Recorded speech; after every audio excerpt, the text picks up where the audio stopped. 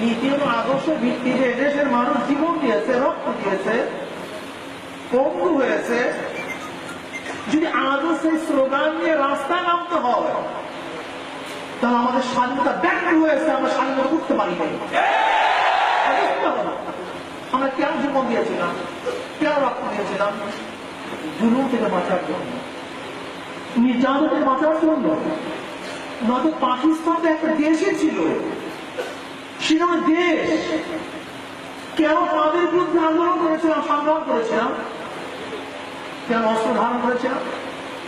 একমাত্র জুলুম থেকে বাঁচার জন্য, খুন থেকে বাঁচার জন্য, মানুষের ধর্ষণ থেকে বাঁচার জন্য, গুম থেকে বাঁচার জন্য, নিজের অধিকারকে প্রতিষ্ঠিত করার জন্য। আজকেও যদি বাংলাদেশের মানুষ গুম হয়, খুন হয়, আমাদের মেয়েরা ধর্ষিত হয়, আজকেও যদি একটা খাবারের জন্য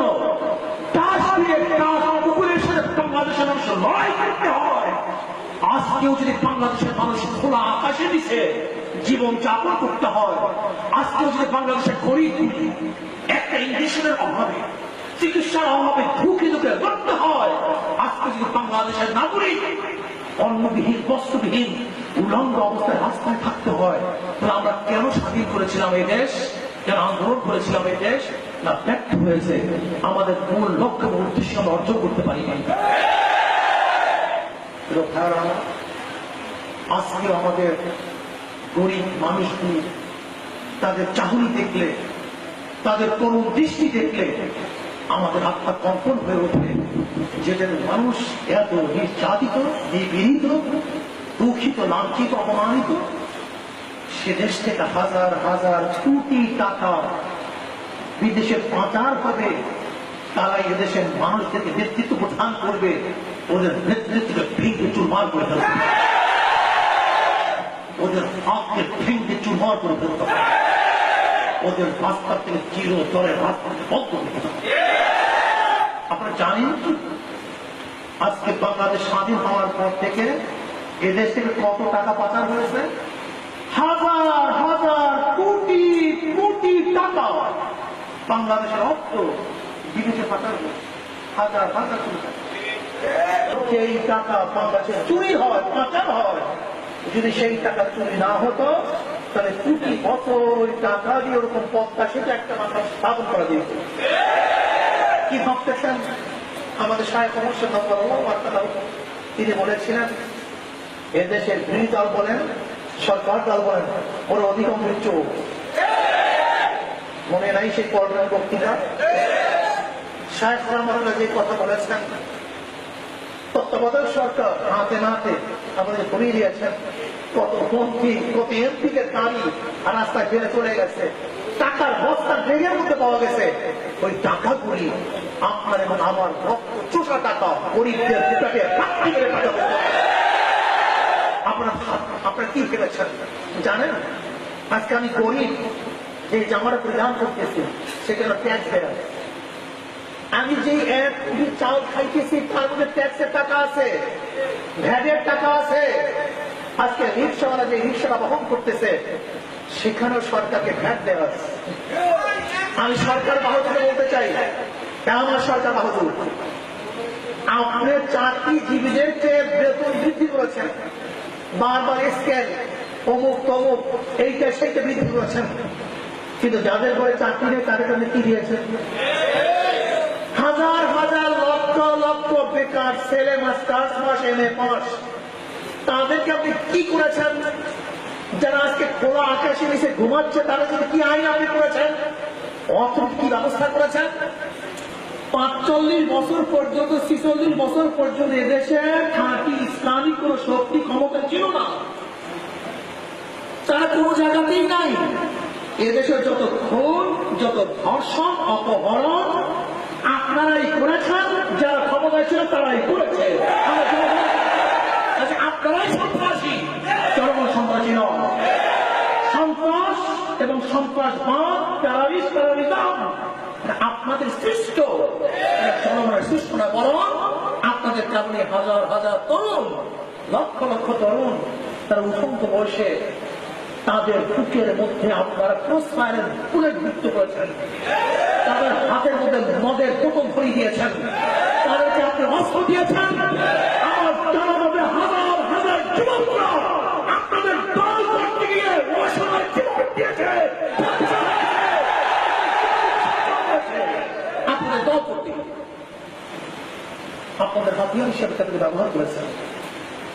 আপনারা আন্দোলন করে কলা গাছ হয়েছেন, আর একটা যুবক পেয়েছে কি ফেন্সের একটা বোতল পেয়েছে, মদের একটা বোতল পেয়েছে, ও হয়তো রিভলভার পেয়েছে, ওর মাথার মধ্যে 10টা খুনের আসামি হিসাবে আপনার পার মধ্যে তাকে ফেলে রেখেছেন। সবার মধ্যে সবসময় আতঙ্ক, কখন কি ঘটে যায়, কখন কি হয়ে যায়। যেরকম জানোয়ারগুলি জঙ্গলের মধ্যে আতঙ্ক অবস্থায় বসবাস করে, আজকে বাংলাদেশের প্রত্যেকটা জনগণ আতঙ্ক অবস্থায় বাংলাদেশে বসবাস করতেছে। কি ভাই কথা সত্য না? কখন কি ঘটে? সন্ত্রাস আমরা করি নাই, যারা ক্ষমতায় ছিল, ক্ষমতার বাহিরে আছে, তারাই করেছে। এই সন্ত্রাসকে চিরতর উৎখাত করার জন্যই বাংলাদেশে ইসলামী আন্দোলন বাংলাদেশ সৃষ্টি হয়েছে। এদের মাধ্যমে সন্ত্রাস উৎখাত হতে পারবে। ময়লার দ্বারা কোনদিন ময়লা পরিষ্কার করা যায় না, নাপাকের দ্বারা কোনদিন পাক করা যায় না, অন্ধকারের মাধ্যমে কোনদিন অন্ধকারটা দূর করা যায় না। অন্ধকার দূর করার জন্য আলোর প্রয়োজন। ঠিক আওয়ামী লীগ, বিএনপি, জাতীয় পার্টি সন্ত্রাসবাদী দলের মাধ্যমে দেশ থেকে সন্ত্রাস এবং জঙ্গিবাদ দূর করা যায় না। এদের উৎখাত করার জন্য ইসলামী আন্দোলন বাংলাদেশ ছেড়ে দিল।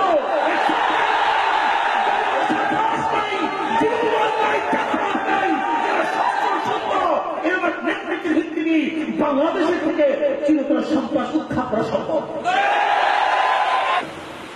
আসলে এদেশের মানুষ তো অধিকাংশ রাজনীতি বুঝিয়া শুনিয়া করে না, জানি না রাজনীতির বেনিফিট কি। আওয়ামী লীগ বর্তমানে ধর্মনিরপেক্ষ কায়েম করতে, ধর্মনিরপেক্ষ বুঝেন তো? বুঝেন? নিরপেক্ষ। আপনারা প্রশ্ন করেন হুজুর টুপিটা করা, আমি কি বলবো? আমার না আপনার? যদি বলে আপনার, তাহলে আপনার পক্ষে হয়। যদি বলে আমার পক্ষে হয়। নিরপেক্ষ কিভাবে হবে? চুপ থাকে। আপনার বাপ সম্পর্কে প্রশ্ন করছে, এই কে? এখন আমি যদি আমার বাবা, তাহলে বাবার পক্ষে। যদি বলে আমার বাবা না, তার বাবার, তার নিরপেক্ষ কিভাবে হবে? চুপ থাকে। আমার বাবার ব্যাপারে যদি চুপ থাকে, আমি সাহস পুত্র না সুপুত্র? যদি আমার টুপির ব্যাপারে আমি চুপ থাকি, তার টুপি আমার থাকলে অন্য হয়ে যাবে। আমি আমার টুপির পক্ষে, আমি আমার বাবা জোরে বলেন। হিন্দু ধর্মের, খ্রিস্টান ধর্মের, বৌদ্ধ ধর্মের, ইহুদি ধর্মের, মুসলমান ধর্মের। এর জন্য কোন ধার্মিক সে নিরপেক্ষ না, যে নিরপেক্ষ সে ধার্মিক না। কোন ধার্মিক জোরে বলেন, কোন ধার্মিক নিরপেক্ষ না, কোন ধার্মিক নিরপেক্ষ না। যে নিরপেক্ষ সে ধার্মিক না। এর জন্য সেকুলারিজমের প্রতিষ্ঠিত হয়েছে। সেকুলারিজম ধর্ম নিরপেক্ষতাবাদ। সেকুলার ইসলামের অর্থ হল, দেখবেন আপনি ব্রিটিশ ডিকশনারি, আমেরিকান ডিকশনারি উল্টায় দেখবেন সেকুলারের অর্থ হল ধর্মহীনতা। সেকুলার অর্থ কি? ধর্মহীনতা। কাজে কোন মুসলমান, কোন হিন্দু তাদের ধর্মকে ছাড়তে পারে না। কাজে বাংলাদেশে কোন অবস্থায় সেকুলার এস্টাবলিশ কায়েম করতে দেওয়া হবে না। গোটা বাংলাদেশকে খেয়াল করা হবে। তবে নাস্তিকতাবাদ, হিন্দুত্ববাদ, এই শিক্ষানীতি বাস্তবায়ন করতে দেওয়া হবে। রাজি আছেন ইনশাআল্লাহ? আসুন ওলামায়ে কেরাম সম্মিলিত ভাবে বাংলাদেশ ইসলাম হুকুমত কায়েম করার জন্য